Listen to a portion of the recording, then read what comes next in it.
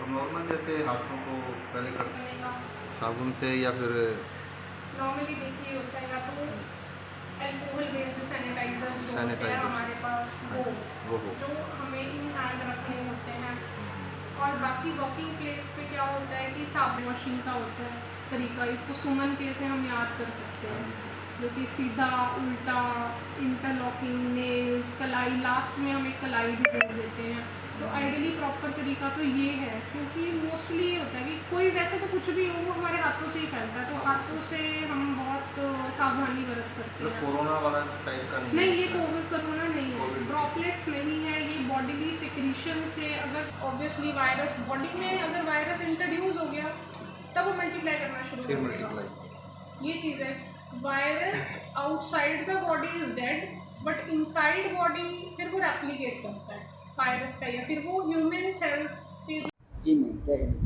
जो Ebola virus disease है, वो बीमारी जो है वो इबोला वायरस से फैलती है। तो इसके अंदर जो लक्षण आते हैं वो है बुखार आना, बॉडी में पेन होना, हेडेक होना, गला ख़राब होना, और उसके बाद जैसे जैसे बीमारी बढ़ती है तो उसके बाद क्या होता है, लीवर या किडनी फंक्शंस इम्पेयर्ड होने लग जाते हैं और बहुत ही गंभीर स्थिति के अंदर ब्लीडिंग होनी स्टार्ट हो जाती है, इंटरनल ब्लीडिंग होना, एक्सटर्नल ब्लीडिंग होना।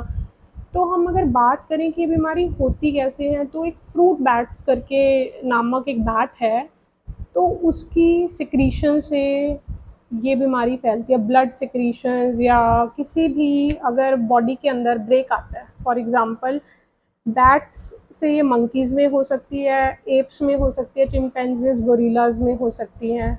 तो अगर किसी ह्यूमन में ये होती है, अगर वो रॉ मीट्स वगैरह कंपोज करते हैं इन इन्फेक्टेड एनिमल्स की, तो उससे ये बीमारी इंसानों में ये आ सकती है। लेकिन शुरुआती दौर में जो अब ये वायरल बीमारी है, वायरल जो है जब हमारी बॉडी में आ जाएगा तब वो इन्फेक्टेड हो जाएगी बॉडी हमारी। तो जब ये वायरस बॉडी में आता है, धीरे धीरे धीरे धीरे धीरे मल्टीप्लाई करना शुरू करता है, तो ये अपना जो है नंबर संख्या बढ़ाता है।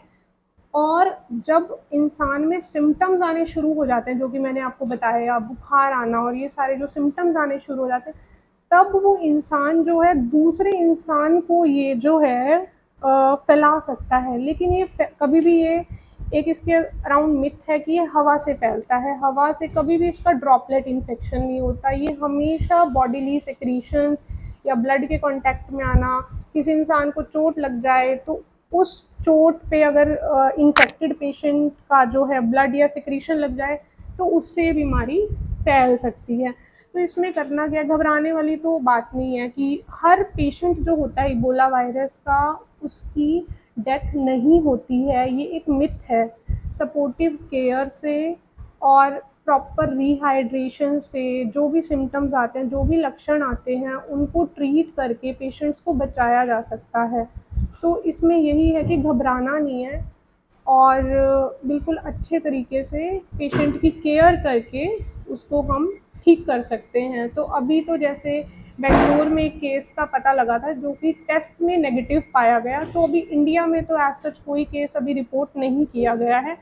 बट मैं जनरल पब्लिक को यही कहना चाहूँगी कि इबोला वायरस से घबराने की ज़रूरत नहीं है। इसको जांच के थ्रू, प्रॉपर जांच जैसे कि आरटी-पीसीआर करके तरीका है जिससे हमें पता लगाया जा सकता है कि इबोला वायरस पेशेंट के अंदर है या नहीं है, और उसके अकॉर्डिंग उसको ट्रीटमेंट दिया जा सकता है। और ट्रीटमेंट से जो है पेशेंट्स ठीक होते हैं।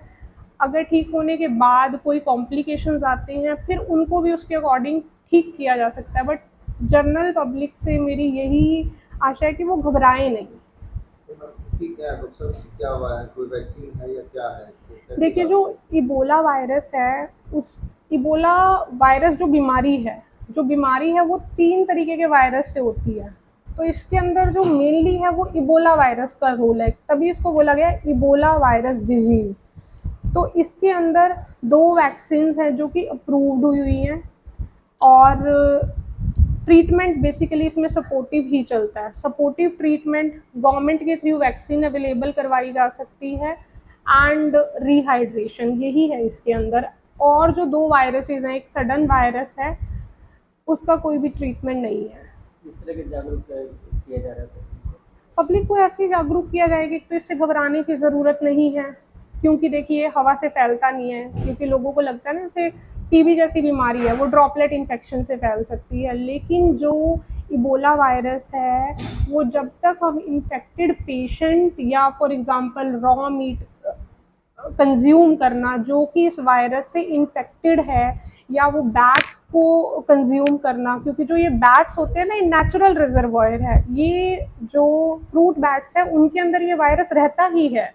तो ये जो चेन है इसको हमें ब्रेक करना है कि हम वो कंज्यूम ना करें, रॉ मीट्स ना खाएं, और जो इन्फेक्टेड पेशेंट है उसको आइसोलेटेड किया जाता है, तभी क्वारंटाइन किया जाता है ताकि वो बाकी पेशेंट्स के कांटेक्ट में ना आए। और जो हेल्थ केयर वर्कर्स वगैरह भी हैं जो भी उसके नज़दीक जाते हैं वो भी प्रॉपर पीपीई किट पहन के सारी पूरी टीम बनाई जाती है। और अगर किसी की डेथ भी हो जाती है उसके लिए अलग क्राइटेरियाज हैं जो कि WHO की गाइडलाइंस ने जारी किया। बट अल्टीमेटली यही है कि एक मिथ तो ये है कि हर एक इबोला वायरस मरीज की डेथ हो जाती है, विच इज़ अ मिथ। उसको ठीक किया जा सकता है प्रॉपर ट्रीटमेंट देके, प्यार देके, स्नेह देके, उनको आइसोलेट नहीं करना है। दूसरा यही है कि आपको हैंड हाइजीन, जो मैं कहती हूँ कोई भी बीमारी जो होती है ना वो हमारे हाथों से फैलती है, तो हैंड हाइजीन बहुत ज़्यादा ज़रूरी है कि हम हाथों को साफ़ सुथरा रखें। उससे क्या है, हम इबोला क्या हम बहुत सारी बीमारियों को अवॉइड कर सकते हैं अगर हम अपने हाथों को प्रॉपरली हैंड वॉश करें। तो मेरा यही है आम जनता को कि घबराने की ज़रूरत नहीं है, बस थोड़ा साफ़ सफाई का और इन सब बातों का ध्यान रखने की ज़रूरत है। मेरा नाम है डॉक्टर